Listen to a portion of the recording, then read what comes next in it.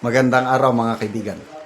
Bigyan natin ng reaksyon ngayon na opinion ang pahayag ni Ombudsman Boying Rimulya tungkol sa pagbaliktad ni Orly Gutesa na pinapaniwalaan ng karamihan na nabayaran.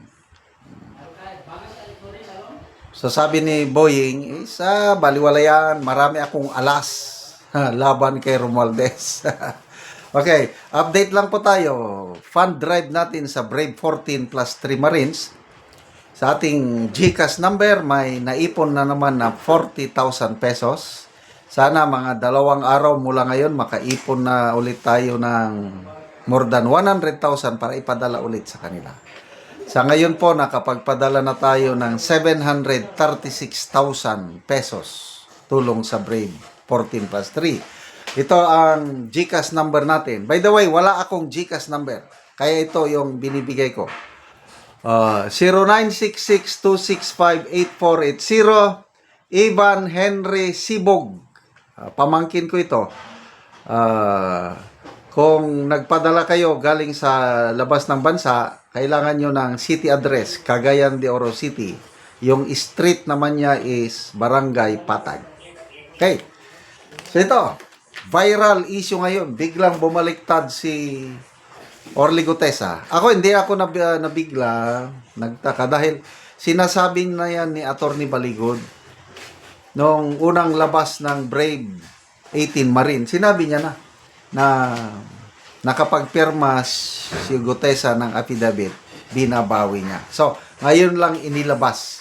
Kasi yan ang depensa ni Martin Romualdez sa kanyang kaso na inimbestigahan ngayon ng ombudsman. So, anong response ng ombudsman? Baliwala yan, sabi. Breaking. Boying, minaliit ang epekto ng pagbaliktad ni Gutesa. Ibinidang may 28 testigo pa laban kay Romualdez. Wow!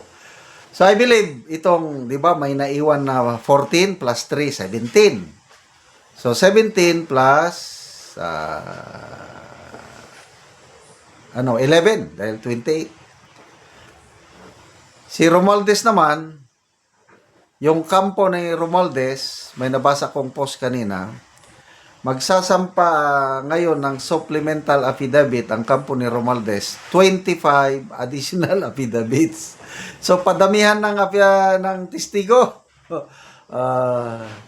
So, si Romualdez, ang kanyang testigo is yung 4 na bumaliktad plus si Gutesa 5. Plus may 25 na naman daw na dating tauhan ni Saltico na nagtestigo pabor kay Romualdez. So, 30 versus Ombudsman 28. Padamihan sila ng testigo. Minaliit ng Office of the Ombudsman ang epekto ng pagbawi ni retired Marine Orly Gutesa sa kanyang naunang salaysay, iginiit na hindi nakasalalay sa iisang testigo ang investigasyon laban kay dating House Speaker Martin Romualdez. Sabi niya, hindi bago ang recantation ng mga high-profile case. Classic pressure tactic ito. I agree. Kasi yung 4, talagang matagal na daw na kinukumbinsi according kay Attorney Baligod at kalaunan bumigay. Yung 14 naman, kinukumbinsi rin, inofera ng 25 million, hindi nila kinagat. So, expected yan. Apa ito? Hindi umiikot ang buong investigasyon sa iisa o kahit sa ilang witnesses. Kasabay nito, ibinunyag ng ombudsman na mayroon pa umanong 28 katestigo na nakandang magbigay ng direkta at material na kaalaman sa mga transaksyon iniimbestigahan kaugnay sa kaso ni Romualdez. Sabi niya, nasa ilalim na sila ng legal na proseso sa ngayon. Ito'y mga taong naka-uniforme at aktibo pa rin sa serbisyo. Patay ka ngayon! Kung totoo ito, malakas na ebidensya. Mga pulis at mga sundalo, nako.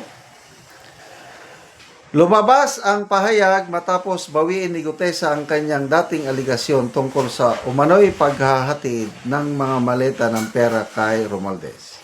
Iginit naman ni Ombudsman, hindi hihinto ang paghanap ng katotohanan kay ayaw pang magsalita. Ayaw pang magsalita ni naman. Okay. So, sana nga totoo. Good job po kung totohanin. But I'm sorry opinion ko lang ito. To see is to believe. Wala na, kailan ba yun? Last year. Si Ombudsman Boying Rimulya ang unang nag-promise. By December 15, may makukulong na. Malala nyo yun? So, ang dami nilang nag-promise. Ang una kong narinig na nag-promise, si Vince Dizon ng DPWH. Sinundan si John Vic Rimulya. Sinundan ni Boying Rimulya. And then, sinundan ng Pangulo. Makukulong. Mag-Christmas sila sa kulungan. Nag-December 25 na lang, walang nakulong. And then, PCO Secretary Gomez, nagsalita, hindi, sa New Year. May makukulong niya sa New Year. Wala pa rin. Valentine's Day na lang, wala pa rin. Hanggang ang napakulong nila, si Jinggoy Estrada, Senator Marcoleta, and Mike Defensor. Wow, yon. Yon ang malalaking isda daw nila. Mahiya naman kayo. Oh, ngayon, Romualdez, kakasuhan daw. I'm sorry To see is to believe.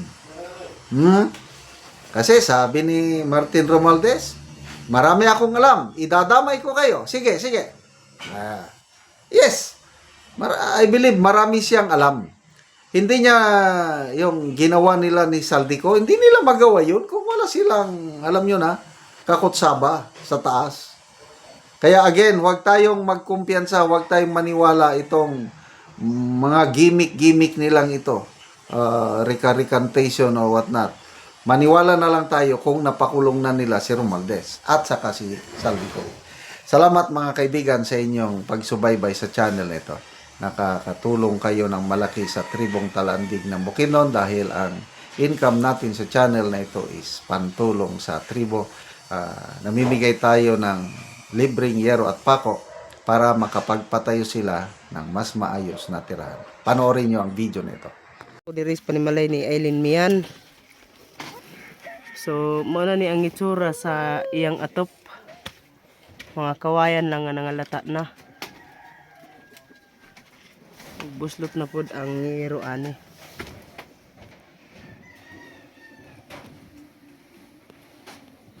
So, muna ni ang gitabang nga yero. 5 ka buok nga digis.